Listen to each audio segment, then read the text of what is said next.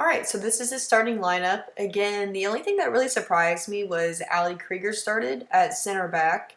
Emily Sonnet played out right with her, which I thought was an interesting pairing. And then Andy Sullivan started in the middle, which I was excited for her. Jess McDonald up top. But again, other than that, I wasn't really surprised. Ashlyn in goal, I think that's a good opportunity for her. So yeah, I wasn't mad about this lineup. So Emily Sonnet plays it to Rose, who plays a through ball to Jessa McDonald, who plays it across. And then Lindsay Horan finishes. Solid stuff.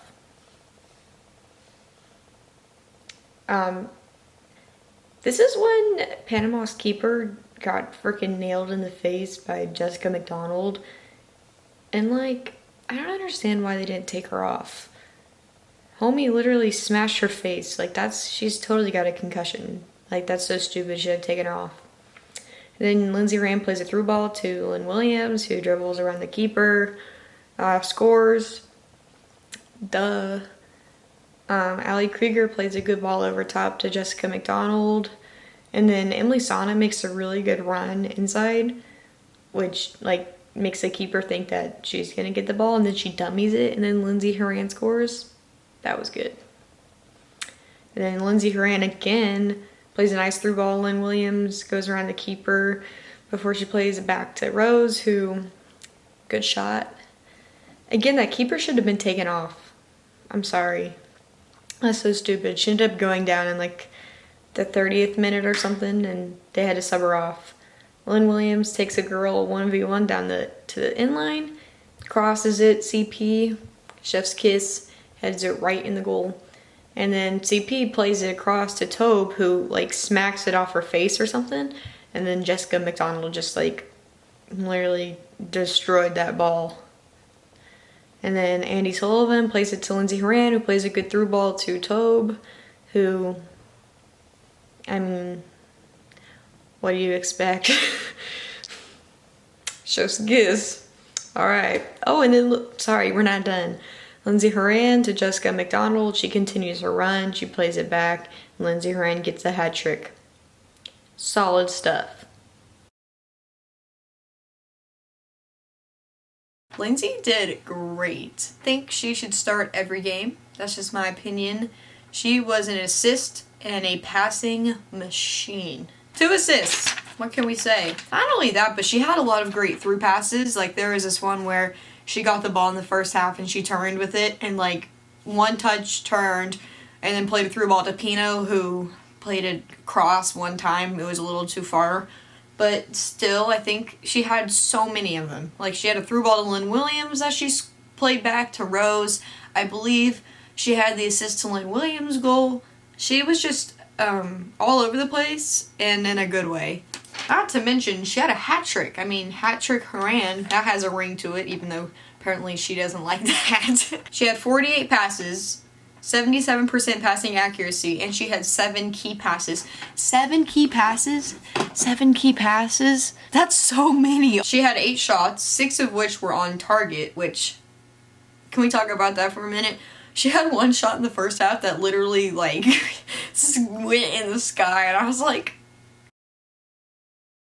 Jessica McDonald. I think Jess played well. She missed a handful of opportunities that I feel like other players might have either gotten on target or maybe played across for like a pass or maybe even scored, I don't know. She had an assist, so obviously she was involved, and she scored a goal. Yeah, she assisted, she had a goal. I don't think she did bad, I think she actually did pretty good, but I don't know if I can see her as being a starter for this team. Lynn Williams. I think that she played much better than the last game. Last video I made about her, I said that she was, I think she had like a 38% passing accuracy rate, but this game she had 91% passing accuracy, I think, which was like the second or the third best on the team. But I think I wanted to point out is she only had 12 passes. Lynn scored, she had an assist, but here's kind of how I feel about her and Jessica McDonald together is I think they do well, but I don't think they're as good as someone like a Tobin Heath or a Kristen Press or a Megan Rapinoe or an Alex Morgan when she comes back. I just don't see that. Rose. I think Rose did so much better. Oh my gosh. she was so heavily involved in this game. She had a lot of opportunities that I feel like she should have put away, but she just, her touch was too long, or she just barely didn't get it. She had, she scored, obviously. That was a great shot. I mean, the accuracy on that, good. She had 32 passes, 75% completion rate, 8 shots, and 3 of them that were on target. Andi Sullivan, I think she's very promising. She did fantastic this game.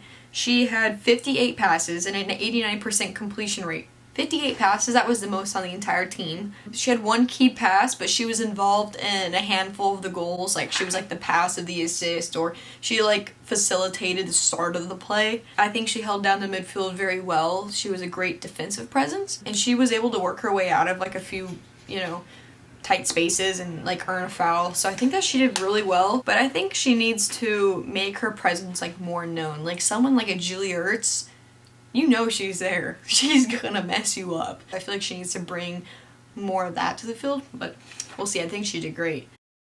Kristen Press. Chef's kiss. She always gets a chef kiss, by the way, no matter how bad she does.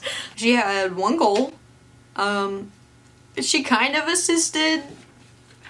She had the assist of the assist, sort of Jessica's goal. She played the cross in. It, like, smacked off of Tobin's face or something, and then, like, deflected somehow to Jessica McDonald. So she was involved in a lot of plays. I felt like she was only on the field for about 20 minutes, but I think she did really well. Tobin Heath, chef's kiss.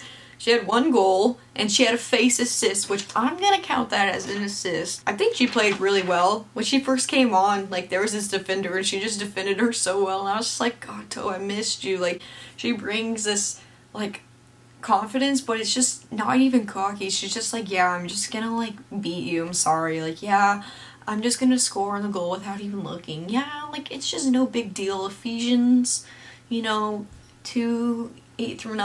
She had 3 shots, 3 of which were on target, which is really good for her. She wasn't on for that long, but she had a goal. I just don't think that the 2 of them on the field together, Jess and Lynn, are anywhere near as effective as Kristen and Tobin, but that's just my opinion. The last 30 minutes is the type of soccer I want to see from this team. You bring on players like Tobin and Kristen, and it's just like the game changes. It's like it becomes entertaining soccer. I don't know, maybe it's just because they're my favorite players and I'm obviously a little bit more biased in that sense, but I felt like the last 30 minutes of the game were so much better in terms of possession, build up, play in the final third. I felt like it was just overall so much better than the first half or the first 60 minutes or whatever. I thought we did so much better today, but I think it's one of those things where it's like Panama is not at the level that Haiti is. So it's hard to say if I think we played better, but I also think that the competition wasn't as good, so it made us look better, if you know what I mean. I feel like concussions are such a huge thing in sports right now, especially in American football and the NFL right now. Concussions, head injuries, CTE, like that is a huge topic of discussion. Ways to tackle properly, ways to like penalties that are called on like offensive players or defensive players or whatnot. I don't really know much about the NFL. That head injury that USWNT Bailey sustained, that's an absolute no-brainer to take her off. I don't care who you are, I don't care what you say. You're coming off the field because you can experience concussion symptoms after your concussion. But at the end of the day, it's like your head's really important, duh. And I think the trainers really dropped the ball on this one because I think it should be mandatory. You get a head injury, they take you off and they take you to the locker room because there's not the noise, there's not the distraction, there's not the pressure to, try to win or succeed in the concussion test if people even do that. I wouldn't be surprised. USWNT Bailey, in like the 30th minute, she sat herself down and they had to stretcher her off. But I think that the trainers dropped the ball on that one for sure. But it's unfortunate because, we talk so much in the sports world about how, we need to minimize these head injuries, yet stuff like this still happens. Me watching that from my couch was like, that girl is not okay to play. And then she takes herself out of the game because she's not okay. Really hope the best. I wish the best for USWNT, and I hope that she's okay. Vlatko knows what he's doing. There's so many comments of people who are like, oh my god, Vlatko is not doing a good job with this team. I don't really like the whole, oh my god, I've been watching soccer for 50 50 years, so that means I know more than you do, and you've only been watching for 2 years. I don't care how long you've been watching this team. I've been watching since like 2015, like right before the World Cup. And I remember being like, oh my god, Jill Ellis is a dumbass. Jill Ellis sucks. And in 2016, when she took the team to the Olympics and brought Megan Rapinoe and put her on the field and put Tobin at left back versus Sweden, I was like, Jill, oh my god. And when Jill decided to do a 3-back with Ali Long and Abby Dahlkemper and who else, like Taylor Smith, I'm like, oh my god, what is this? But you know what?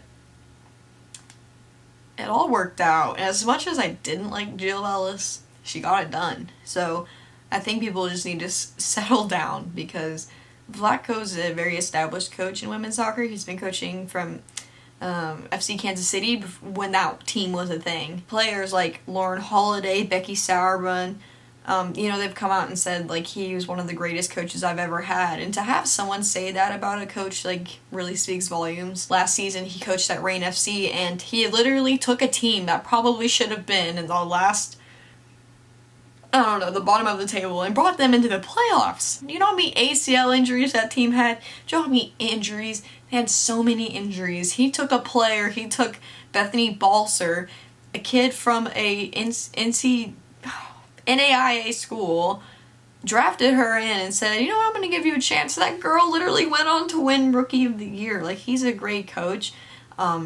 And I'm sure with this team, he's feeling a lot of pressure. You know, if he doesn't, he's even said it himself, if he doesn't win the Olympics, then he's probably going to get fired, which I think he shouldn't. I think Jill dropped the ball in the Olympics.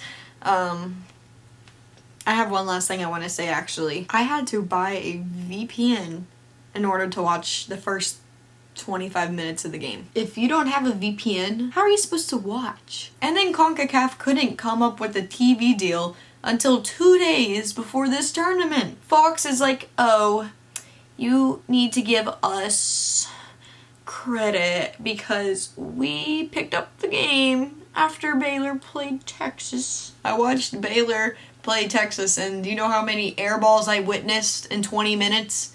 More than I've ever seen in my entire life. And I mean, no disrespect, but like, come on. You know, people are always like, oh my god, the women complaining for equal pay and equal opportunity. They have equal opportunity. They have equal pay. They need to shut up. And it's like, are you kidding me? We can't even watch them play. I had to pay for a VPN because I'm a dedicated fan, but if you're a casual watcher, maybe that's not what you're gonna do. If you don't have the funds to buy a VPN, which was $12 for this month, so you best believe I'm gonna be using that. Like, what are you supposed to do? Just be like, okay, whatever, I'm gonna miss the first 4 goals.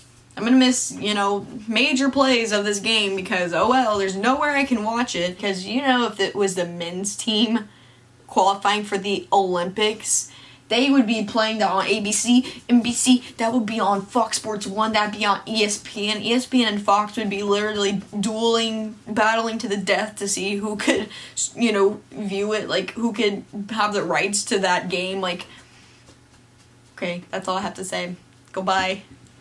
Ow! Guys, I'm recording on my computer because I just wanted to pop on to say how you could actually watch tomorrow's game. CONCACAF actually has a YouTube channel, which is where I got some of these clips from, but fair warning, if you decide to watch any of the replays, just put it on mute because that lady's voice is like nails on a chalkboard. No offense. But if you're in the United States or you're viewing from the United States, none of the games, like the replays, you can't watch it. You can only see the highlights. So if you would like to watch the game live, or if you want to watch like Costa Rica versus Panama, I think they already played, but the other teams of the tournament play, if you want to see them, all you have to do is you have to get a VPN. Now, I use Ola VPN because someone on the interweb said to do that, and I can't make my own decisions. Someone has to tell me what to do. I just got it. And you can get a free 3-day trial. My trial membership is valid until the 3rd. So that's what you can do, and then all you gotta do is just like select, oh god, you can't see that. You just gotta select where you're viewing from. I found that Mexico and Argentina has worked, but you have to just choose either one of those, and once you're on the VPN, then you can access the live stream and you can access like the replay of the game. So I just wanted to show you guys that was an option, because there was a lot of people yesterday, it's Sunday, who were like, oh my, I can't see the game, I can't watch. That was me too.